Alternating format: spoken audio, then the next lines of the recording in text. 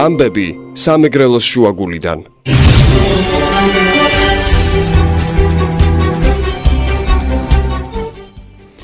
დღეიდან ამინდის საგრძნობლად გაუარესდება ზვავს საშიშროების გამო კალაუშგურის მონაკვეთზე მოგზაურობა აიკრძალა.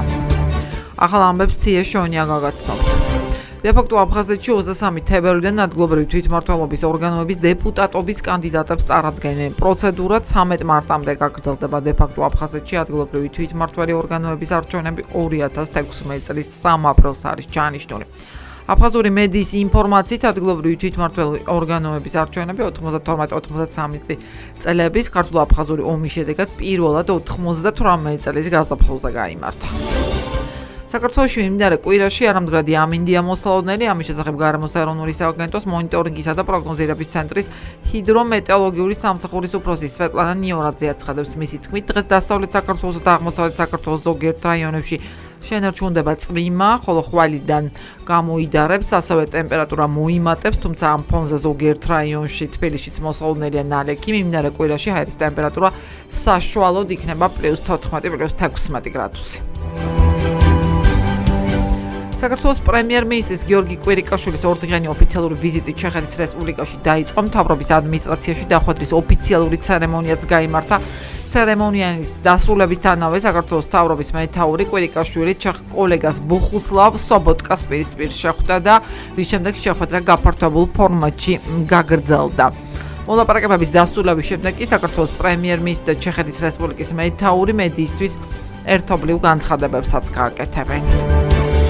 საქართველოს პროკურატურაში სიდა საკადრო ცვლილებები განხორციელდა, როგორც პროკურატურის განცხადებაში აღნიშნული, საქართველოს მთავარმა პროკურორმა ირაკლი შოთაძემ საქართველოს პროკურატურის მუშაობის ეფექტურობის გაზრდის მიზნით სიდა საკადრო ცვლილებები განახორციელა. საკადრო გადაადგილების შედეგად ძირითადი ცვლილებები საოლქო და რაიონული პროკურატურების ხელმძღვანელებს შეეხო. კონკრეტულად პროკურატურის ცნობით შეიცვალა რამდენიმე ოლქის და რაიონული პროკურორი და მოადგილეები.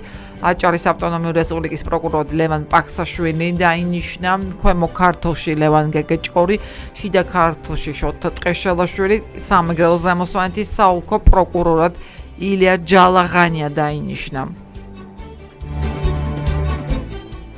მრეწველების ქართული ოცნებიდან გარიცხვის საკითხზე კოალიციის პოლიტსაბჭოს ხდომაზე იმსჯელებენ. რესპუბლიკელები გოგი თოფაძეს მრეწველების და კოალიციის რიგების დატოვებისკენ მოუწოდებენ. ფრაქცია ქართული ოცნების თავმჯდომარის მოადგილის თამარ კორძაიას თქმით, კოალიციაში რომელი პარტია იქნება და რომელი არა, ეს ერთი დეპუტატის გადასაწყვეტი ნამდვილად არ არის. შეგახსენებთ, რომ დაპირისპირება გაერთიანების შიგნით გოგი თოფაძის მიერ თინა ხიდაშელის ღია კრიტიკას მოყვა. ენერგეტიკის მინისტრი 29 თებერვალს აზერბაიჯანს ეწევა და კომპანია სოკარის წარმომადგენლებს შეხვდება. აქტიურად ვმუშაობთ იმასთან დაკავშირებით, რომ მოვახერხოთ და შესაძლებელი იყოს შაჰდენიზის მილსადენიდან დამატებითი მოცულობების წამოღება, აცხადებს კახა კალაძე და სწორედ ამის შემდეგ დავასრულებთ მოლაპარაკებებს გაზპრომთან, თუ როგორი გვექნება სურათი. გაზპრომთან შეხვედრის შემდგომ ჯერ სოკართან აცხადებს იგი, რაც შეეხება ვენაში გამართულ შეხვედრას. კალაძის თქმით, კონკრეტულად არავით არის შეთანხმება არ ყოფილა გაზპრომთან მიღწეული, ის ვარაუდობს, რომ აღნიშნული საკითხი რამდენიმე დღეში გადაწყდება.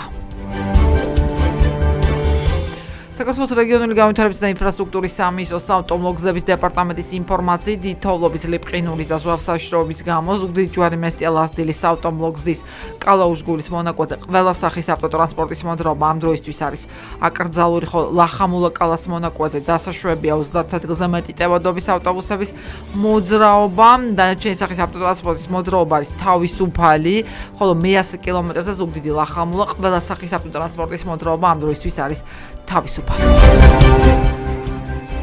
ახალი ამბებით თია შონიამ გაგაცანი დროებით.